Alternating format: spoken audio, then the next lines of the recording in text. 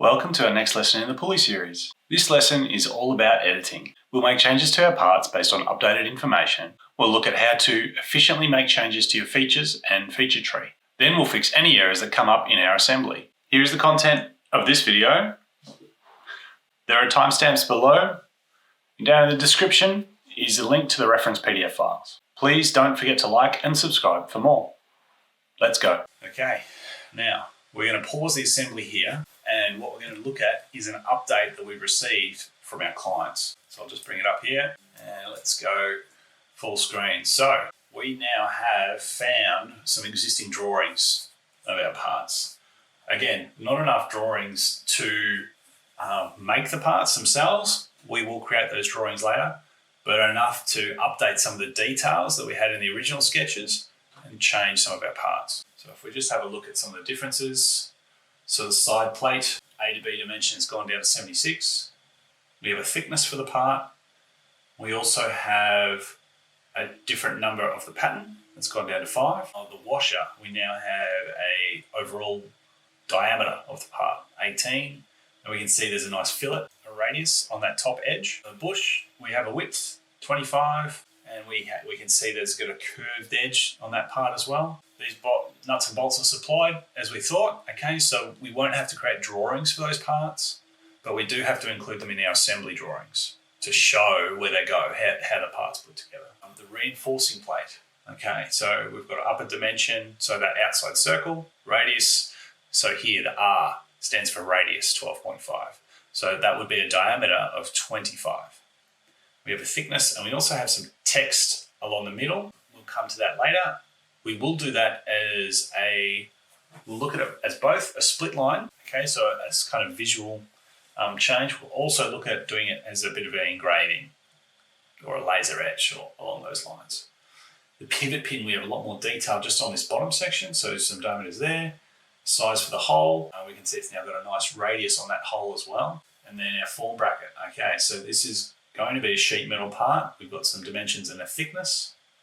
And our pulley, we've now got a draft angle for this internal face, a radius at the top, an overall diameter, and some notes here about some fillets and a uniform wall thickness.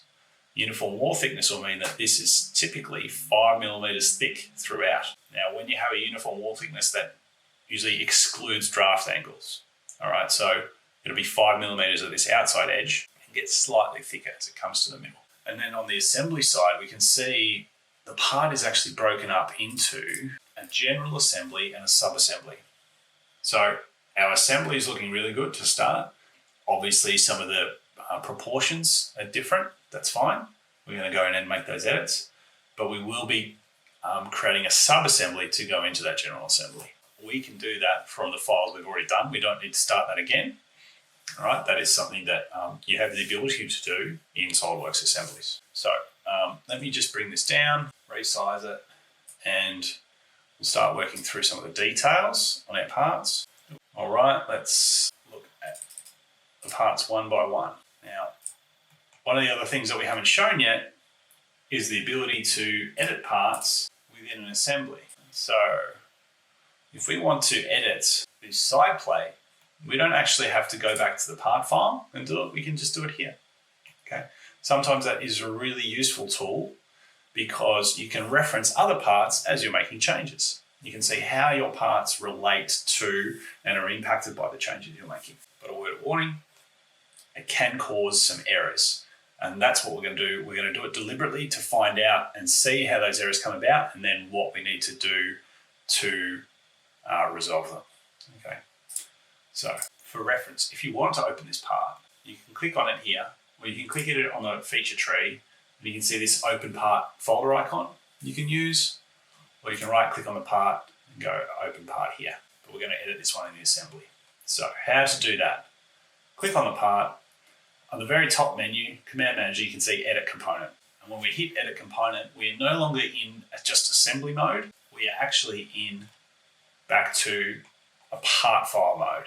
You can see the menu's changed. We've now reverted to what the part file was like. We've got all our extrude features here, and we've got all our sketch features, our options, tools here. You can tell which part is being edited by the highlight in the feature tree You can see part 03 is highlighted. The very top left corner, you can see it says edit component that is currently active. And in the top right corner, you can see this edit component icon. When you're in edit component mode, there's a few things you can't do. You can't add mates. You can't edit other parts. You can't do exploded views. And there's more things than that. But typically when you're in that edit part mode, all you're focusing on is that one part.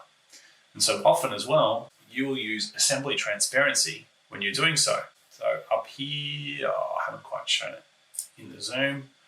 So assembly transparency at the top here sets the transparency of the other parts that you're not editing while you're working on this one. At the moment, it's set to opaque, which means they just retain their existing view.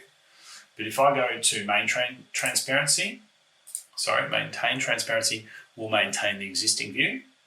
Opaque will make them all solid, or force transparency will hide everything else, make everything else transparent, right? That way, you can see, for instance, I can see behind that reinforcing plate on the side, I can see the whole pattern, all right? I can see things that I couldn't see previously. Now, there is another option as well. If this is still confusing for you, we've got two options. One is to hide the other parts. So let's just go back to maintain transparency. I can click on this part. This is not one I'm editing, but when I click on it, I can click on hide components. That's going to hide it. All right, so in my feature tree, you can see it's now got a part with an outline next to it. So it's currently hidden. It's still there, it's just hidden. You can hide multiple parts at the same time by holding control when you select them and pressing hide components. You can do the same thing to make components transparent. So if I click on this one, I can go change transparency, and that is now transparent. The other way of quickly hiding all parts is to isolate a part. And when you isolate, you can isolate one or multiple. It's up to you. I have made isolate a shortcut on my toolbar as the I key on my keyboard. So if I want to isolate something, let's say I want to isolate this part, I select it, I press I, and it's hiding everything else except for, curiously here, the mirror component. I wasn't expecting that to happen, but that's fine. I can always hide that component separately. All right, so now I'm only viewing this part. It's kind of like editing in a part file, exactly what I'm doing here. So let's go and make those changes. So editing parts, remember, we've put those dimensions in. So when we click on the part, because we've got Instant 3D selected or enabled, we can see all the dimensions that we've already put in, and we can just change them very quickly. The 90 becomes 76, and we can see our feature tree now has some red and yellow parts. That's indicating some errors. When you have errors like that, I always would recommend finish doing all your changes and then come back and fix the errors. There's no point doing one or two changes, fixing the errors, doing change 3, 4, 5, etc. It's probably going to cause more errors. So do all your changes first, then go back and fix them afterwards. Okay, so we've changed that 76. We've also got to change this thickness to 2, and this pattern number, we've got to change that to 5. All right, now you can see a problem here. The top holes, or this hole that's in the middle is at the top. We need to rotate that around. To change that, we're going to have to go into the edit sketch. Just like we can edit parts in assembly, we can also edit sketches. So I'm going to edit sketch, and the way to swap this one around, look, it's fully defined at the moment, so we can't really click and drag. I'm going to try something here, which is reversing a dimension. So I double click on that dimension, I click here, the arrows, reverse, bang, put it down the bottom. I press the tick, press OK, beautiful. Now that part's looking a lot better. However, the proportions are still not quite right. This is where, if we look at the assembly, which is here, all right, we can see it looks, and for this, let's exit isolate mode. Let's show the rest of our parts. So I'm going to go on my assembly, right click. I'm going to have to click on each part individually, go show. And I can see that the side plate is bigger than the wheel. Now that wheel dimension is 76. So it's only just bigger, but it's definitely bigger than 76. So here where I've got this 50, I'm going to change that to 80. All right. Now that would tell me that perhaps the dimension of this wheel here is too small. And if I do a measure tool, I can check the diameter of that's 60. So that's another change we'll have to do. We'll get to that later. The top also looks very small, but it's also, you can see it's kind of broken. the position, and I think that's one of the errors. So we're not going to change that yet. We will save the component. All right, save the changes. So we're going to exit this edit component mode. I'm going to click up here and I'm going to press save. And what we're going to do is go through the rest of these changes that are really obvious, and then we'll get to the changes that are less obvious, that are going to need more work. All right, so the washer, let's actually open this part up and do it here in the part file. So for the washer, edit the sketch and our dimensions. So we can see here we've got a radius 7.5. You can see that it's 18, which means this needs to change to 9. We also can see that on the pivot pin, the area that goes through the washer is 10. So it's probably a good time now to start to talk about clearances. So if I've got a part that's 10 millimeter diameter going through another part and it needs to rotate, turn around, that part's going to need to have some clearance to enable it to do that. If both parts were 10 exactly, one, you'd probably never fit it through, or two, you'd damage the part as you're assembling it. Three, even if you did get it through, they'd always be grinding on those faces, so you wouldn't have a nice smooth rotation. Of course, there might be some lubrication used in assembly, some kind of oil or grease, but yeah, we just want a little bit of clearance there. So this hole at the moment, we don't have a dimension there, but if I can click here, I can see that's currently only 8 millimeters. So we need to make that a bit bigger to allow for the 10 in this pivot pin. So if I look back at my washer drawing, as far as dimensions go, the 3 and 3 here that I've got, they actually, they were guesses from our original sketches. So I can delete them or remove them, but I don't need to keep them as they are. Now, if I zoom in just to get a better picture of, okay, what that profile looks like, it definitely looks like it's a bit skinnier on this bottom section, a little bit taller here. So maybe this 3 here needs to go down. So I'm going to double click on it and make it 2.5. All right, still not quite enough. Let's try 2. Okay, so now that's 10. So what should I change? Should I change the 3 millimeter dimension? We could either change this or this, and either one will change the gap. Or at the moment, I should explain this dimension here. The reason it's grey is because it's called a dimension that is driven. What that means is the other dimensions and relations are driving what this dimension is. An easy way to explain this is if I had a line and you can see it's underdefined. If I dimension that line and I say it's 5, okay, easy enough. From the origin, the gap is 4, okay, they're both working. And let's just, to get it fully defined, let's just put another dimension in here, that's 10. All right, that line is fully defined and both endpoints fully defined. If I do another dimension from the origin to this end of the line, drag it up here, that's going to be 9, right? 4 plus 5, 9. You can see when I add it, I get this warning, make dimension driven, question mark. Adding this dimension will make the sketch over-defined or unable to solve. Do you want to add it as a driven dimension instead? SolidWorks is telling you or warning you that adding that dimension is giving it too much information for that line or that point or that angle or whatever you're selecting. So if you do it, there's going to be an error, or you can do it but leave it as a driven dimension. So driven means the 4 and the 5 will tell it what that new dimension, the 9, needs to be. So that's where you go and make it driven. And if I do that, it goes grey. The alternative, if I, on that dimension, uncheck driven, so now it's a driving dimension, these are now all over-defined. And you can see it down here in the bottom of my screen where this little area is here, over-defined. All right. There's too much information determining the length and position of that line. You need to change something. So I can either change the 9, I can make it driven again, or I could change the 4 or the 5. I could right click on the 4 and say, okay, let's make that one driven. And now the sketch can solve.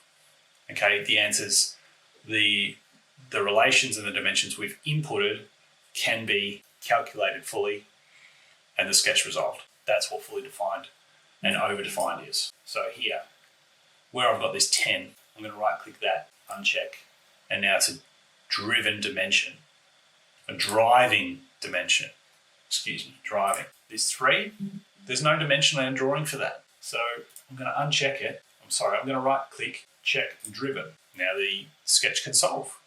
And now I can click on this 10.0 dimension and make it 10.2 just to give a tiny little bit of tolerance to the file. And you can see that 3 has changed to a 3.1. Beautiful.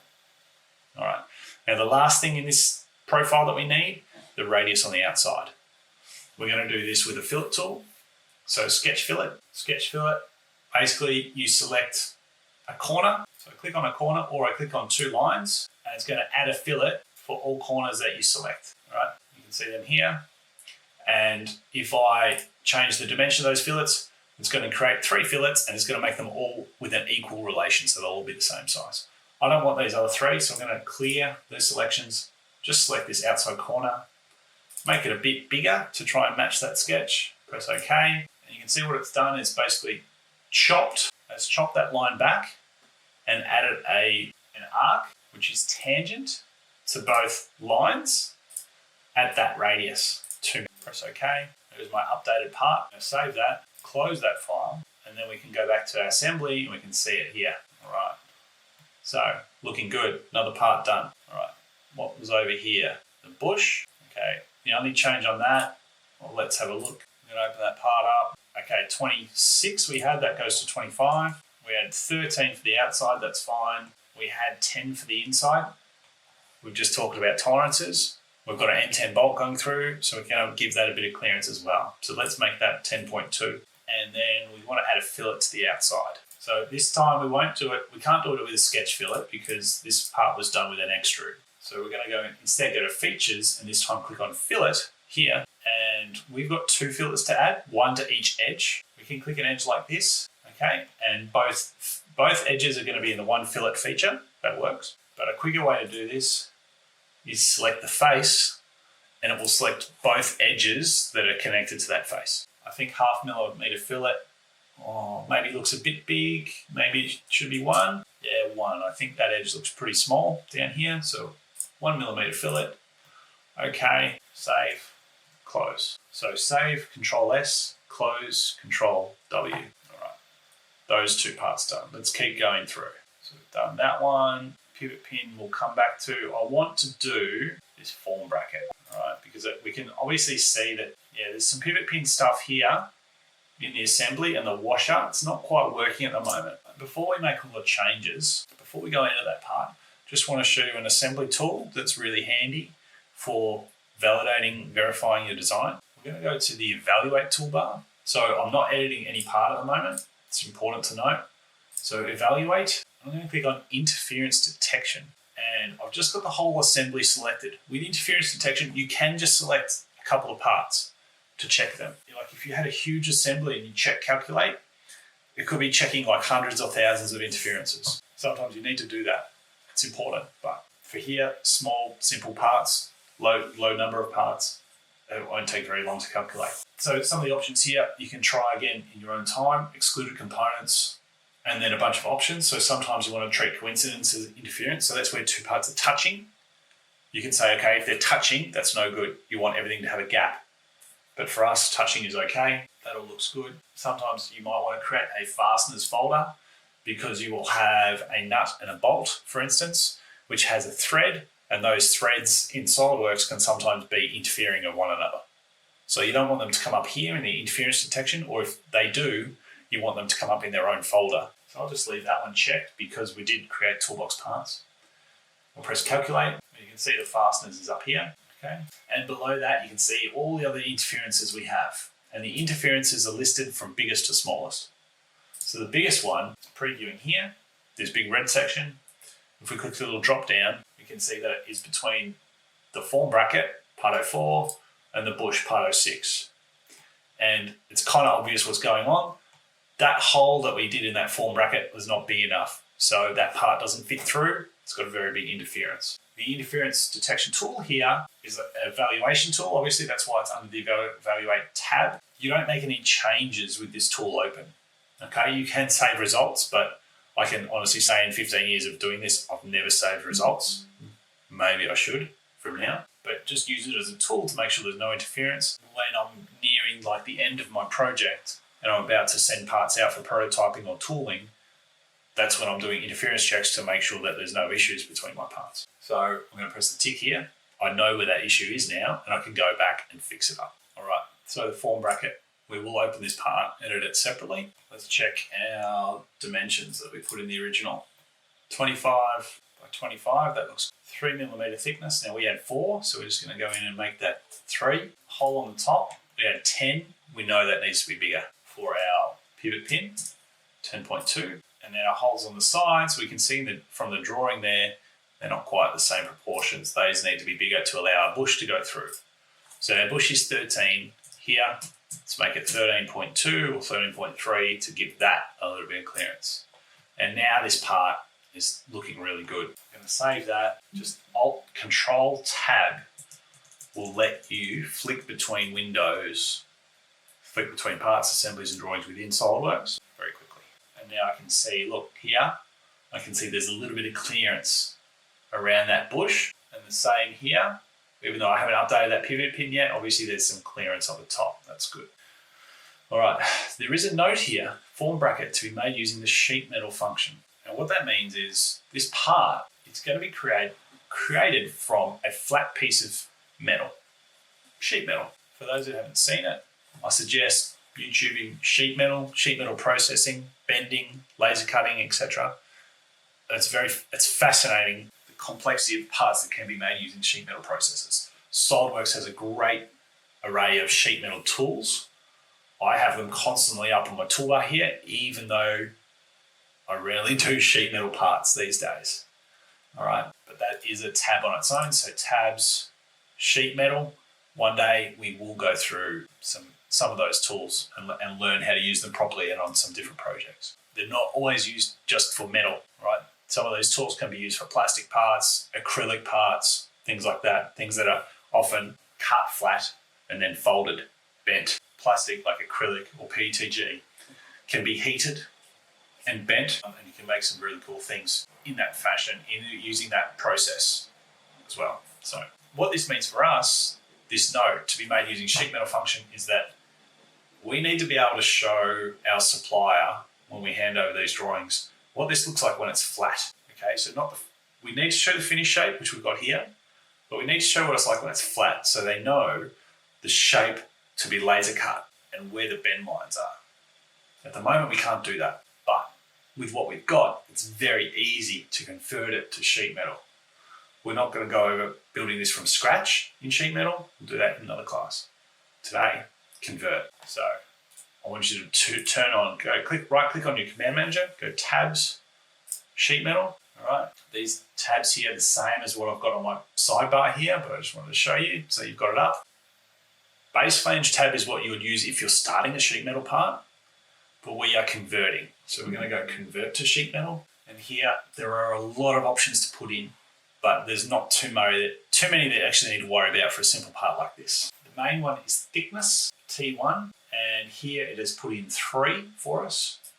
Don't know if that was default or if it picked up the thickness of this part, but 3mm, as we can see from the drawing, is the correct thickness, so that's good. What we do here in this first box is select a fixed entity. Usually that's like your first flat face. And if you've got a part that folds in a number of different ways, it might be like a central part to that. In our case, we'll select this top face. Right, and we can see the yellow preview. At the moment, if we hit the tick on this, all we would end up with is a rectangle here with a circle in the middle. All right, that's what you would get. I'm not going to do that. I want to keep going. The next thing that SolidWorks is asking me to do is to select edges faces that represent bends. You can do this with a part that doesn't have filleted edges in it. So I've already got like a consistent wall thickness with an internal and external radius on this part that represents the finished part, but I don't need that. For sheet metal can work that out for you. And it controls the radius, the internal bend radius, with this dimension here, 5. What we'll see happen here is I'm going to click this face and I get a warning. It cannot change the radius of pre-made bends. So because I've already put the radius in, it's saying it can't change it, which is fine. So I'll press OK and I'm going to click on the other side and do the same thing. That's interesting warning. I just clicked again just to get it to work. Okay, it's all yellow and it all looks as expected now. I'm going to click the tick and now you can see I've got a few extra lines on the part And in my feature tree, we have a few extra features: sheet metal, convert solid, and flat pattern. And the flat pattern, we would describe that state of that feature as suppressed. Suppressed means it's turned off. If I turn that on, so if I unsuppress it, right click, sorry, I have to press that little drop down to open it up. That's a folder. I'll click down here, flat pattern, right click, unsuppress. There we go.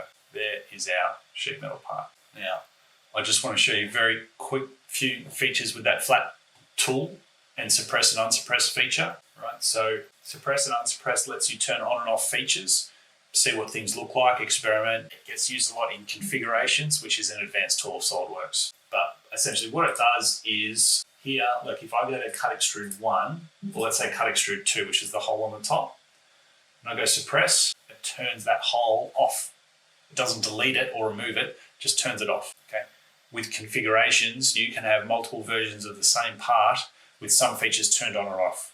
And as you get advanced, you can have features with different dimensions, different thicknesses, different sketches. Okay. Suppress and unsuppress. Flat pattern, when you convert a piece to sheet metal, SolidWorks automatically creates for you the flat pattern configuration. And what that lets you do is hit this button here, flat pattern on the menu, or flatten, sorry, and you can see the flat state and the folded state. That's all you need to know for now. In advanced sheet metal or just sheet metal tools, this is only the very introduction, but in a proper class on sheet metal, we'll go through that in a lot more detail. For now, if you get to this stage, you can flatten it, okay, and put it back.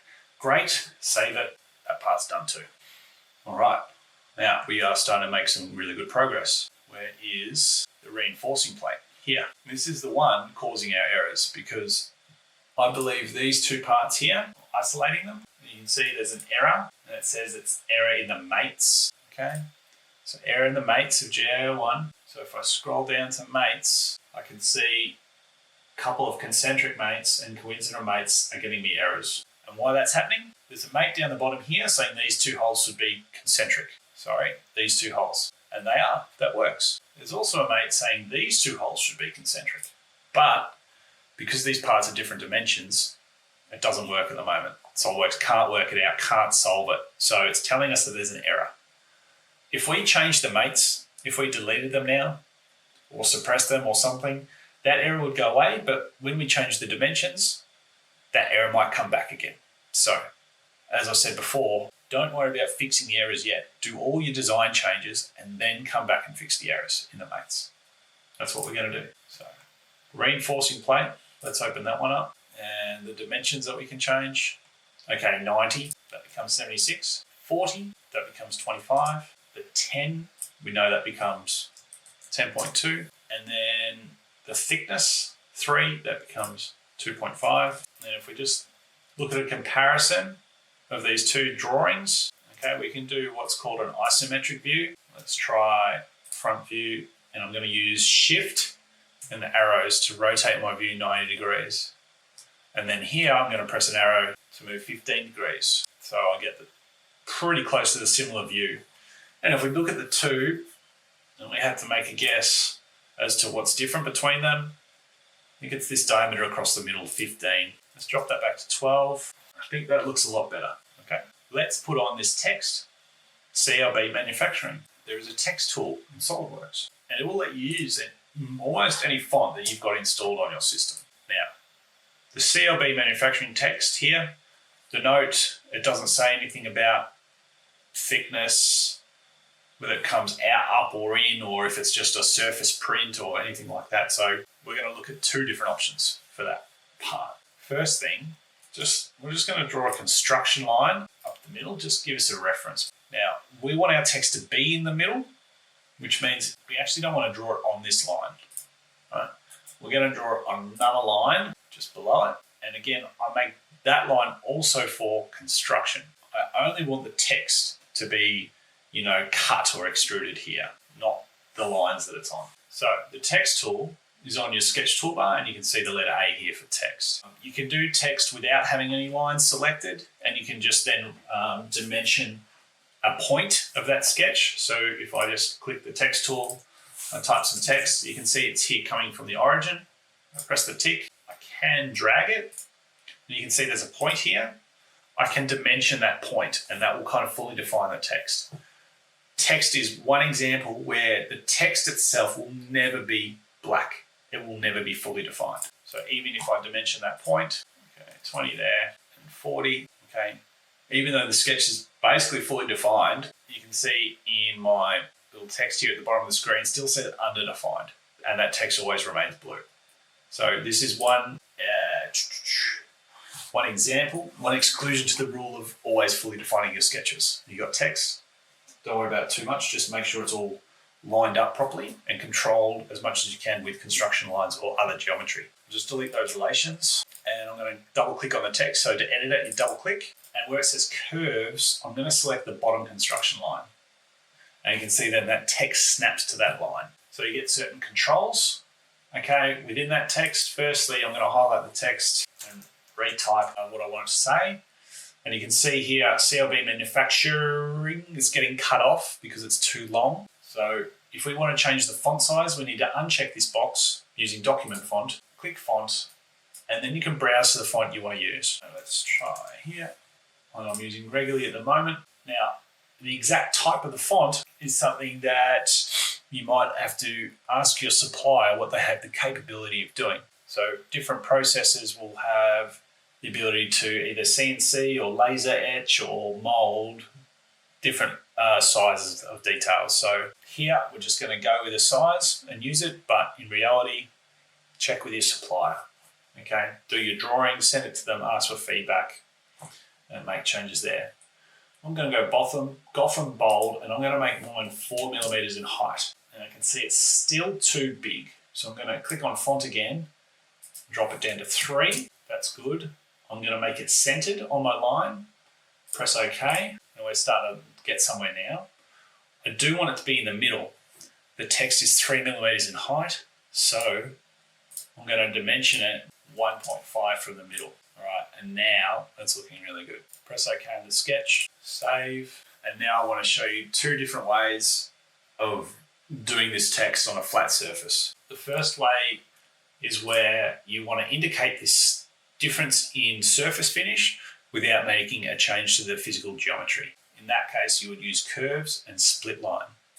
And what split line will do is split this face into multiple faces for the sketch, as you can see here. And what this would allow you to do is to change a face to be a different color or material in a drawing, okay, to stand out. So in a drawing, you can communicate and you could say all of this face is one finish, all of this color face is a different finish, right? That's one way of doing it. For purposes of communication, like rendering and things like that, if you don't add those different finishes and you looked at this part without the lines, the visible lines, which I've done here, you can see that it just disappears, okay? The geometry hasn't changed, it's just the face. All right, so that's option 1, that is split line. Just going to delete that, come back.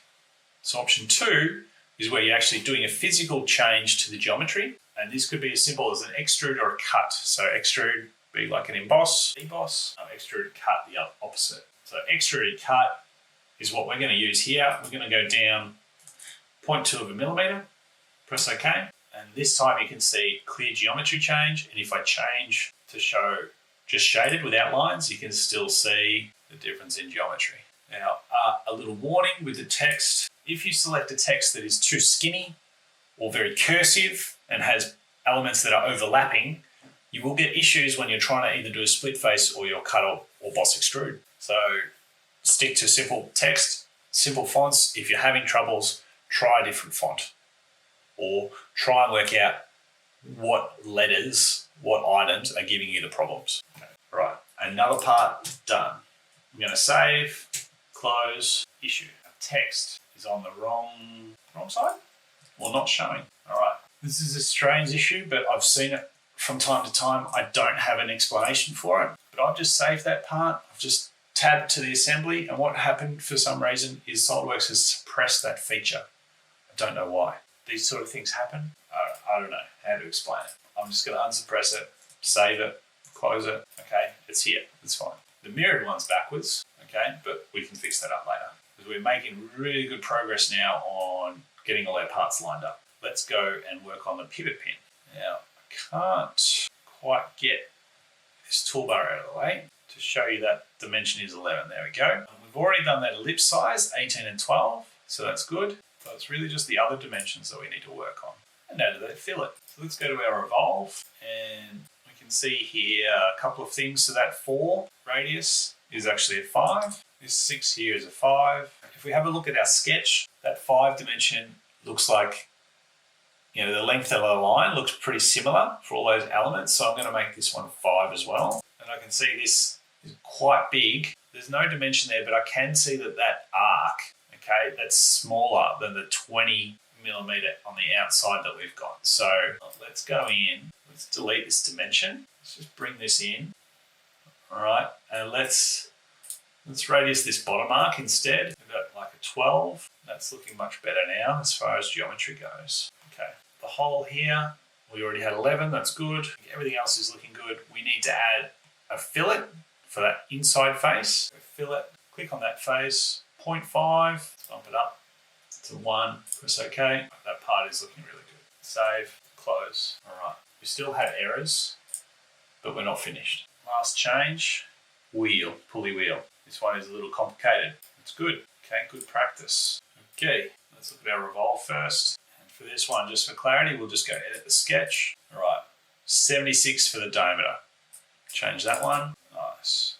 Radius 12, we actually already had that. Nice work. 6 mil here for the thickness. Uniform wall thickness will be 5.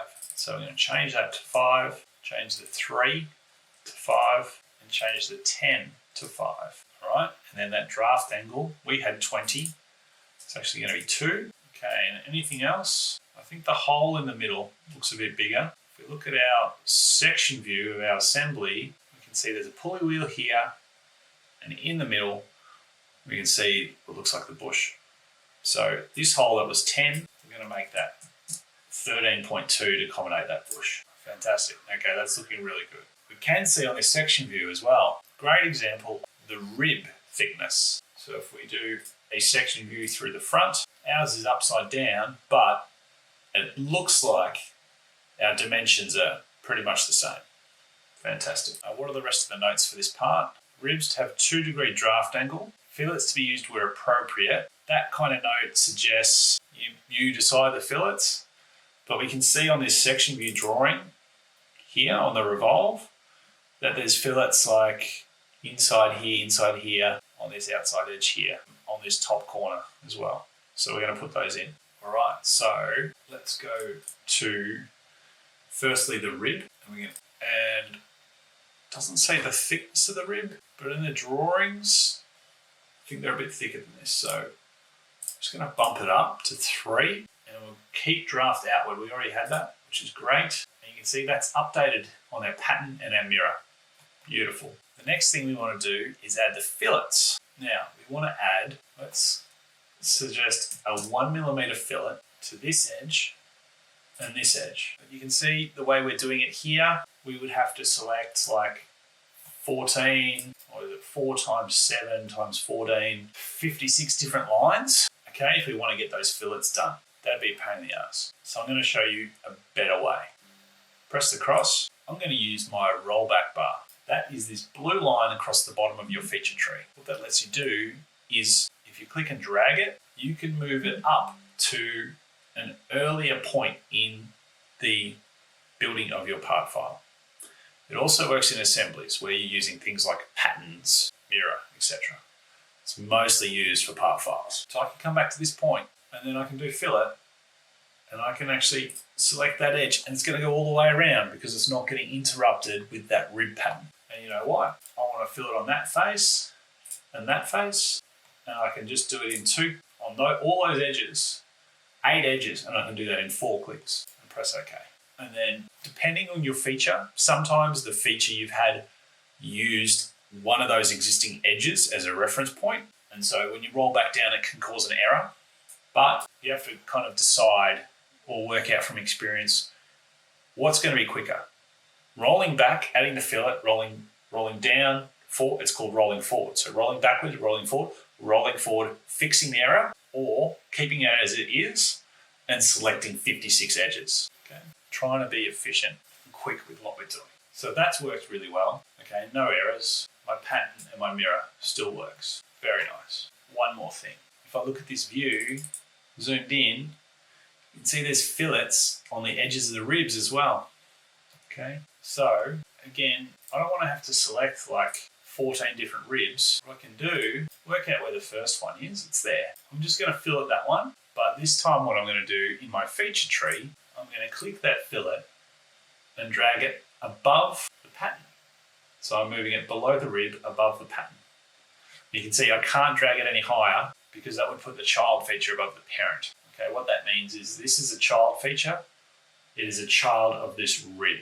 If you want to see the relations, child and parents, in your feature tree, you can right click on a part, parent-child, and it will show you. Basically, if I want to move this fillet, I can't move it any higher than this rib. So click, drag, now I'm getting an error. It's okay. It's going to save me time. I'm going to go to the pattern and edit the pattern feature. And it was just including the rib. I'm now also going to include the fillet. Press OK. It's included it now in that pattern around the wheel. And if I flip to the other side, boom, we've got it there too. Fantastic. Okay, last little feature this has, little fillet on this outside edge. Click OK, and that is done. Save, close. And now we are starting to look really close to our drawing here. All right, if you ever have drawings to use as reference, it works wonders to have them both up on your screen at the same time, or if you've got dual monitors, have one on one screen and one on the other, and back and forth reference between them to work out what you need to change and fix. Things, in this example, things like the nuts and bolts, like being different sides, that doesn't matter, okay? That's just a different view. So if I just went to this side, okay, I've got the same view, it's fine. I just need to fix up that mirror and fix up the other errors in my feature tree. I think we're at that point now. I think we've done all the modifications. So yeah, let's fix up our assemblies. Before we fix up these mates in the main assembly, let's create this sub-assembly. It is as simple as selecting the parts that are going to be in that sub-assembly. So part 04, hold control, part 01, part 02, right click and press form new sub-assembly. All right, you can see the sub-assembly is here, and underneath that, you can see those three parts. Beautiful. To finish it off properly, I'm going to open that sub-assembly and I'm going to save it, and I'm going to go save as because I want to rename it. And I'm going to rename it, as I can see here, SA01. The other thing I'm going to do is in the description box here, type in sub-assembly. That description will come up when you hover over the part in Windows Explorer. Okay, as a tooltip. It'll also come up in drawings or other metadata where you're using the file. This can get very complex and advanced. This is a starting point. All right, descriptions. All right, so save. It's going to rename that sub-assembly. Then we'll go back to my general assembly. You can see it's renamed the part here as well. Okay, let's get rid of these errors. So what's going on here? Everything's floating. When you create new or form a new sub-assembly from an existing assembly, it should move the mates that are between those parts. If I have a look here, it has moved them all. We've just got some errors. So what I think has happened is some of those features have changed, or we've added a fillet, okay, changed the sketch, and so the referenced faces or elements have changed and been lost and need to be re-added. When you get this, you don't need to delete the mates. Very important. Don't delete them. You just need to edit them. You just need to re-reference what's missing. So P04 to P01. You can see the error. I can go edit feature, and I can see here that face remains, but P04, this face that's supposed to mate with, is missing. The reason for that, we converted that part to sheet metal, so the reference has changed. All we need to do is click here. It's going to add that reference back. Right click, press OK. That mate is now good. So the reason for all of these errors here is due to the change to sheet metal. All right, so we're going to fix this one, edit, change that. And the missing face here is the top one. Okay, done. This one, it's going to be the inside face. Done. Great.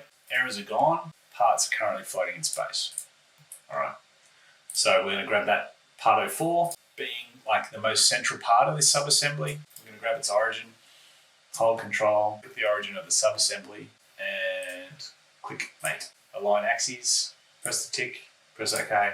All right, that's looking good now. That's fully defined, that one. We want to stop these from rotating. Use the front plane and the front plane, mate. Get those two aligned. And then the same with the washer. All right, all three parts fully defined. And I'm just going to redo the order. So I've got 1, 2, and 3, 1, 2, 4 in order there in the tree. Sub-assembly is looking good. Now, before we move on and forget about this or park it, let's do an interference check. No fasteners, but interference. Big interference here and a little tiny interference here and here. So let's get a better look at that. Let's do a section view. What can we see? We can see here, I'm going to section view, I'm going to turn off the key cap color.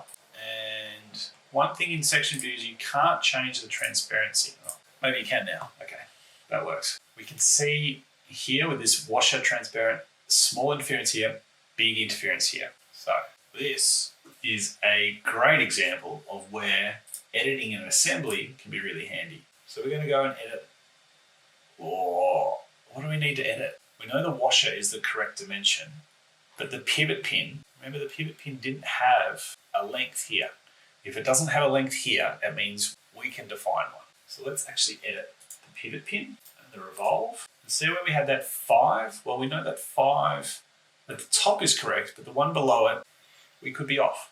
So let's change that to 6. Now that's looking pretty good. They are coincident, but I don't think they're interfering. I'm zooming right in here. Maybe it's a little bit close. Maybe it's a little bit close. So we can either change the washer or change the pivot pin. Let's change the pivot pin. Let's go 6.2. All right, beautiful. A little bit of clearance there. For manufacturing purposes, that's fine. If you're curious how this part is made, the pivot pin would actually have a configuration. It would have a state that's before and after assembly. We will come back and add this in a later lesson when we're looking at the drawings. All right, so that is looking good. Exit edit part for that one. The washer, that top corner, top radius, control that here. This radius, let's change that to 2.5. All right, that looks good now. Exit this, exit the section view. Interference detection once again. No interferences. Beautiful. Tick, save, close. Sub-assembly, done.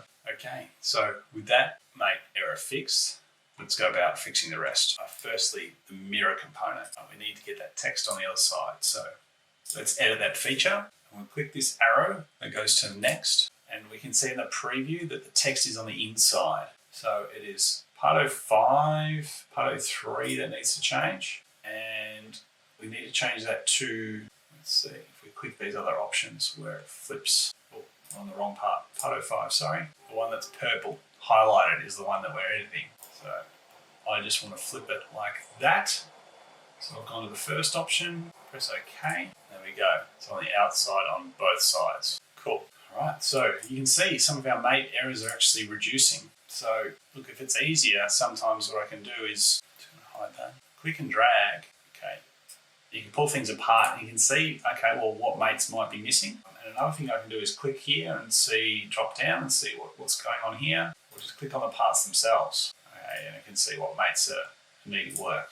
Now, so part 03, view mates, and I can see there's a coincident mate. So that is between the sub-assembly and part 03, and it's going to be, again, the sheet metal face that has changed. So you're just going to click on that face, update, okay, close that. Might be, what else? The bush. Coincident mate, concentric mate, the edit feature, click on the missing face, right click OK, good. All right, now I've got some nuts and bolts issues. Here we can see there's this nut. So this nut is mated to the inside face of this part, but it's on the wrong side. So we need to edit this mate, and we're going to click on this face to unselect it, reselect the outside face. But you can see it's still the wrong direction. So here we actually need to flip the orientation.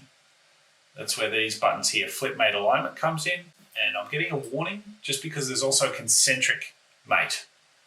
All right, so it's also going to flip the alignment of that to make sure everything still works. If I don't want to see this message again, I can click this little box. It won't come up. This session. This session means while I've got SolidWorks open today. Look at that. All my errors are gone. There's no error here. I'm going to need to fix it.